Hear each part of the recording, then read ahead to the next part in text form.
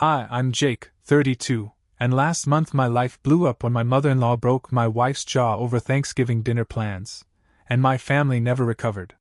The call came at 12:14 a.m. I was asleep, dead asleep, the kind of sleep you get when your body finally shuts down from the exhaustion of weeks spent juggling deadlines, family drama, and the mental fatigue of pretending things are normal when they haven't been for a long time. When my phone rang, I answered on instinct. Hello? A nurse's voice, calm, rehearsed, but with the unmistakable undertone of urgency. Mr. Anderson? This is St. Luke's Emergency Department. Your wife, Rachel Anderson, was brought in by ambulance tonight. She's stable, but she's sustained serious injuries. You need to come now. I was already out of bed, grabbing my keys, shoving bare feet into sneakers. What happened? The nurse paused. Her jaw is broken in 2 places.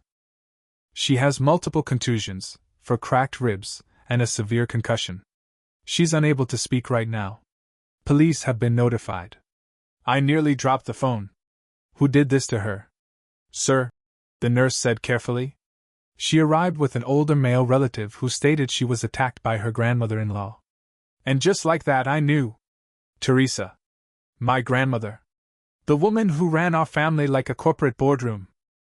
The woman who once told Rachel, at brunch, that only failed wives pursued careers after marriage.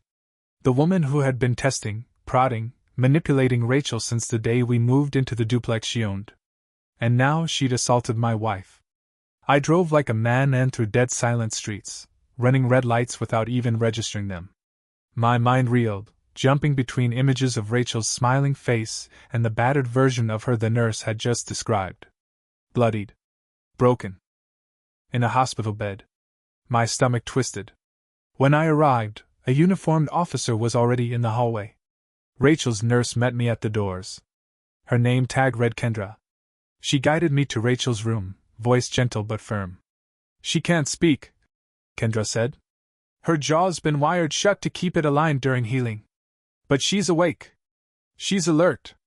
I stepped in. And what I saw will stay with me for the rest of my life.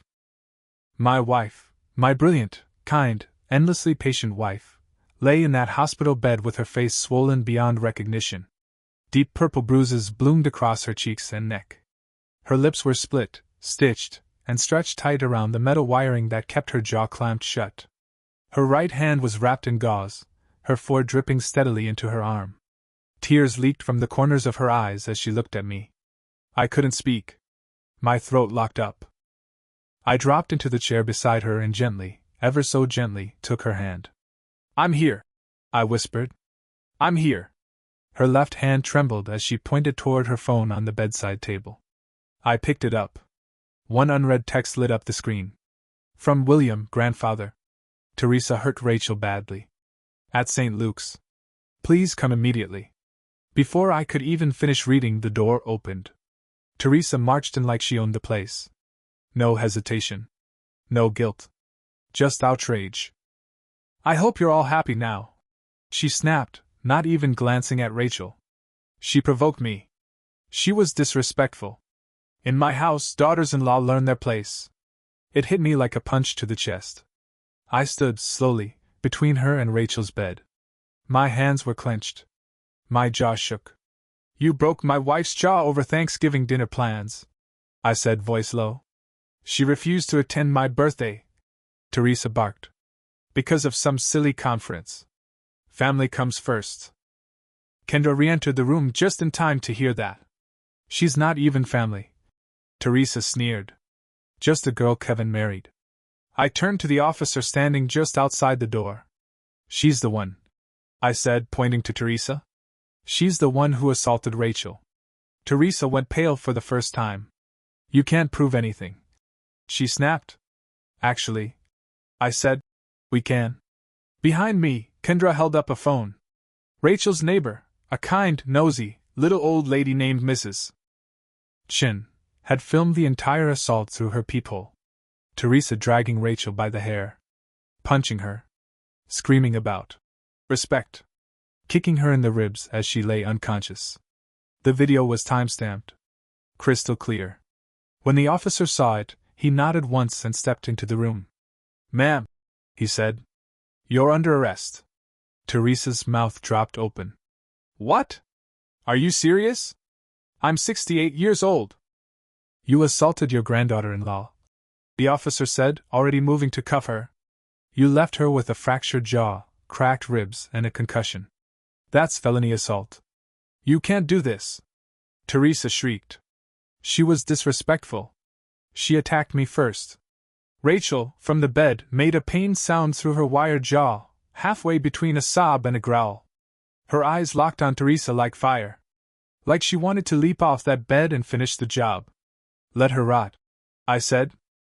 The last thing Teresa said before they took her away? This isn't over.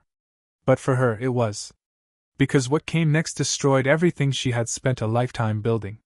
And it started the moment Rachel's X-rays hit the court system. 3 hours after Teresa was arrested, my phone began to explode. First, it was Kevin, my cousin and Rachel's husband, calling from wherever he'd been hiding when the assault happened. He'd left Rachel alone that night, stayed at work late, or more likely holed up at Grandma's place playing peacemaker, and was now absolutely shocked that his grandmother was being treated like a common criminal. She didn't mean to hurt Rachel, he stammered. Grandma said she slipped and… Kevin, I cut him off. I saw the video. She didn't slip. She beat your wife unconscious. There was a long pause. I didn't think she'd actually do it, he whispered. Then you're dumber than I thought, I snapped. She's been controlling your life like a puppet master for years. You let her control Rachel, too. And now she's in a hospital bed with her jaw wired shut. That's on you. I hung up. Because I wasn't about to let another coward dribble excuses into my ear. Rachel, meanwhile, was undergoing another round of imaging. The doctors were concerned about internal bleeding near her liver. Every new beep of the monitor made me want to punch something, preferably Teresa's smug, manicured face. While waiting, I got a call from William, Teresa's husband. Jake, he said, his voice hoarse. I'm so sorry. I appreciate that, but I'm going to need more than apologies. I know. I should have stopped her. I should have stopped her decades ago. There was a heaviness in his voice, a deep sorrow that told me this wasn't the first time Teresa had used her fists. Maybe not on family, maybe not this violently, but William had seen it. Maybe even experienced it himself. Why now? I asked. I saw it happen, he said. She didn't see me. I was coming up from the garage when I heard her screaming. Rachel was already bleeding. Teresa just kept yelling about respect and how Rachel needed to learn her place. I pulled her off. Called 911. Told them everything. I won't lie for her anymore. For the first time, I heard the crack in his armor, the sound of a man who had finally reached the breaking point. Thank you, I said. And, William? You might want to call a lawyer. Because Teresa's going to drag every one of us through hell trying to save herself. I wasn't wrong. By the time Teresa's arraignment happened, she had already secured a high-priced attorney, the kind of greasy courtroom shark who wore designer suits and combed his hair like a cartoon villain. He argued that Teresa was under significant emotional stress, that Rachel had initiated the physical confrontation, and that her client feared for her safety. The judge wasn't buying it. Especially not after watching the neighbor's video, a full 4-minute clip of Teresa yanking Rachel backward by the hair, punching her repeatedly, and kicking her while yelling, "You need to learn who runs this house." Bail was set at $250,000. She posted it immediately. Because of course she did. 2 days later, Teresa showed up at my door. My door. At 10 p.m., wrapped in a shawl and sunglasses like some deranged movie star. She pounded on the door with the base of her umbrella, yelling, "Let me in, Jake! You owe me a conversation!" I opened the door just enough to see her face, makeup smeared, lipstick bleeding outside her lip line. She looked like a ghost of herself, only louder. "You're violating your bail terms," I said. "Rachel has a protective order." "She's not here," Teresa hissed. "Don't play dumb. I know you're hiding her. I just want to talk." "You shattered her jaw," I said calmly. "What's left to talk about? She disrespected family. That's the one thing I've never tolerated. Family is everything, Jake. Without it, we're animals. I almost laughed. You don't want a family, I said. You want an army of obedient little dolls. Well, Rachel's not one. And neither am I. I held up my phone. I've already called the police. You've got 5 minutes to leave before they cuff you again. She paled. This isn't over.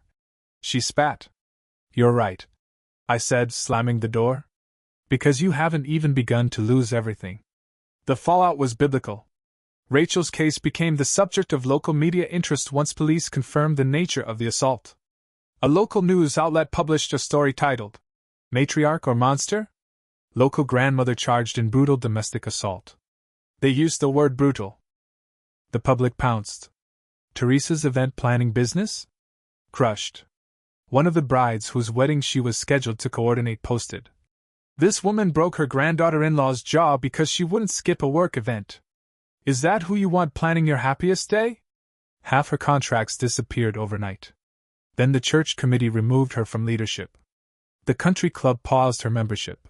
Pending investigation. The HOA forced her to resign from the board. The woman who once held the entire social fabric of our neighborhood together by her iron grip was now radioactive. Kevin, the coward, tried to return to Rachel, with flowers, naturally. Grocery store roses. Like that would undo a shattered jaw and a marriage poisoned by neglect. Rachel looked him dead in the eye and wrote on her whiteboard, We're done. Get out. He didn't argue. Because even he knew he didn't deserve forgiveness. Meanwhile, Rachel was healing. Slowly, yes, but determined. She drank her meals through a straw for 6 weeks, dealt with migraines and nightmares, and still managed to get promoted to regional coordinator for her dental practice. 5 locations. Company car. Bigger salary. New apartment in Portland, across the country. The night before her move, we had dinner, just the 2 of us and a blender full of soup. I'm keeping the scar, she said, pointing to the thin, almost invisible line on her chin. You sure? I asked. They can remove it. I don't want them to. She looked at me, defiant and radiant, and somehow stronger than I'd ever seen her. It reminds me that I survived her, she said. That she didn't win. And damn if she wasn't right. Because Teresa, the tyrant who ruled by fear, was about to face the one thing she could never control. A courtroom full of people she couldn't manipulate. And a granddaughter-in-law who refused to stay silent. They let her rot in jail just long enough to taste it. 2 weeks. 2 weeks of beige jumpsuits, plastic flip-flops, and eating bologna sandwiches next to women who didn't care how many galas Teresa had hosted or who her son-in-law was or how many years she'd chaired the Rotary Club's annual garden walk. 2 weeks was enough. She made bail, of course. Her retirement fund had to cover something now that her business had imploded. But the woman who emerged wasn't the same smug queen of suburbia that had walked into that hospital room weeks before. No, Teresa was cracking. She still wore her pearls, sure, and her lipstick was still aggressively red, but her hands trembled when she poured coffee. Her voice slipped into frantic whispers mid-sentence. She made calls to people who no longer returned them. Even her best friends had ghosted. The news had made its way around town. No one wanted their daughter's wedding planned by a woman charged with aggravated assault. Her community respect, the thing she had always clung to like a crown, had evaporated. And then came the trial date. Rachel flew back from Portland to testify. She looked incredible. Not in a glamorous, TV courtroom way. In a powerful way. Hair pulled back, suit sharp, chin high. The scar on her jaw, still faintly visible, was like a medal. When she took the stand, the room fell silent. She told the court everything. Not just about the night of the assault, but the entire history, the manipulation, the control, the gaslighting, the emotional warfare. From the time she moved into that duplex with Kevin to the exact moment Teresa shoved her into a table and fractured her skull. Rachel's voice cracked exactly once. When she said, She told me I had no place in her family. That I was just a career woman. That I didn't deserve respect until I gave her a great-grandchild. And when I stood up for myself, she punished me. The prosecution played the neighbor's video for the jury. The courtroom actually gasped when Teresa was seen kicking Rachel while she lay on the floor. Someone in the back even whispered, "Oh my God!" Then William took the stand. And he burned the house down. 42 years of silence, of looking away, of keeping the peace, it all came pouring out. He admitted he'd watched Teresa control every corner of their family for decades. How she drove wedges between siblings, pushed out in-laws she didn't like, and ruled through fear. He read from journals he had kept since the 90s. Pages upon pages describing Teresa's rage, her manipulation, the way she reduced their son Kevin into a spineless shell of a man, and how she once told him that respect must be enforced, not earned. By the time he stepped down, even the defense attorney looked like he wanted to be somewhere else. But Teresa wasn't done humiliating herself. She took the stand. Her lawyer must have begged her not to, but Teresa believed in her own myth too much to stay silent. She wanted to explain herself, justify the unthinkable, reclaim her narrative. Instead, she delivered a masterclass in narcissism. She called Rachel ungodly disrespectful, claimed William was senile, blamed Kevin's weakness on too much mothering. She even tried to paint herself as the victim. When the prosecutor asked her, flat out, "Do you believe Rachel deserved what happened to her that night?"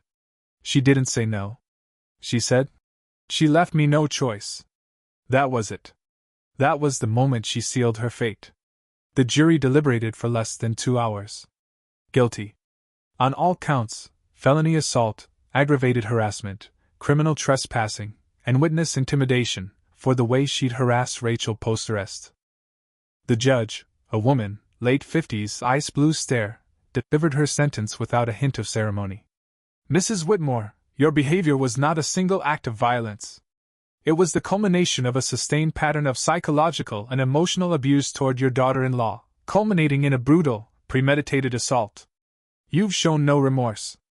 You attempted to justify your actions under the guise of family discipline, which is both absurd and horrifying. You will serve 6 years in state prison. You are remanded immediately." The courtroom didn't cheer. There was no celebration. Only a long, stunned silence as Teresa Whitmore, queen of the cul-de-sac, was cuffed and escorted out the side door like the criminal she now was. As the door shut behind her, Rachel let out a breath she didn't know she was holding. It was over. But the damage she'd done had only begun to unravel. Kevin? He didn't show. Didn't testify. Didn't send a letter. Didn't even text Rachel to apologize. After the trial, he disappeared, moved to Colorado, changed his name, last seen working at a hardware store. He went from site manager at a high-end construction firm to minimum wage and oblivion, all because he couldn't stand up to the woman who had run his life from the crib. Rachel? She bloomed. Her job in Portland turned out to be more than just a promotion, it was a rebirth. She started therapy. Started dating again. Met a guy named Christopher, who listened more than he spoke, cooked on weekends, and never once made her feel like she needed permission to be herself. When she told him about the assault, he didn't flinch. He just said, "Thank you for trusting me with that." She cried in his arms for the first time since the hospital. William? He moved to Arizona. Sold the duplex. Filed for divorce. Enrolled in a pottery class. Met a widow named Patricia who made him laugh again. 42 years, he said at their wedding. And now I finally get to choose joy. Teresa? Well, state prison isn't kind to control freaks. She tried to assert dominance during intake. They shaved her head and handed her a jumpsuit. She tried to bully her bunkmate. That ended in a week in solitary. She tried to charm the guards. They read her file. By the time her 3rd month rolled around, she wasn't Queen Teresa anymore. She was just another inmate serving 6 years for beating a young woman over a birthday dinner and a career conference. Sometimes I wonder what goes through her mind in that 6x8 cell. Whether she regrets it. Whether she finally understands the difference between respect and fear. But I doubt it. Because people like Teresa don't break easily. They crumble, slowly, stubbornly, like statues eroded by time. She'll get out eventually. In 4 years with good behavior. But there will be nothing left for her to come back to. Not her family. Not her duplex. Not her legacy. Just silence. And the memory of the woman she tried to destroy, walking out of the courthouse, chin scarred, head high, free. Teresa served 4 of her 6 years before being released on good behavior. By then, her world had evaporated. The business gone, the duplex sold, her name a local punchline whispered at garden parties she used to rule. Her old church sent her a polite letter asking that she not return. For the comfort of our congregation. Her so-called friends stopped answering the phone years earlier. When she finally walked out of that gate, no one waited for her. Not William, remarried in Arizona. Not Kevin, living under a different name, stocking shelves at a hardware store. Not Rachel, thriving in Portland, her scar fading, her laughter not. Rachel built something new. She'd turned her trauma into fuel, mentoring other women in abusive family dynamics, giving talks at clinics about boundaries that save lives. She still wore that faint scar like an exclamation point on her strength. At her last visit home, she told me, "Mom used to say you can't fix a person who doesn't think they're broken. I think Teresa finally knows she's broken, she just has no one left to fix her."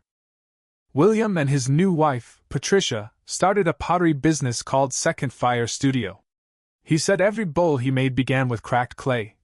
Because that's how you make something stronger after it's been shattered. It was the most poetic thing the man had ever said. The duplex Teresa once ruled like a fortress? Now it's a non-profit community center. I drove by one afternoon and saw kids playing in the yard where she'd once screamed about respect. Laughter echoing off the same porch where she'd broken families apart. There was something almost holy about it.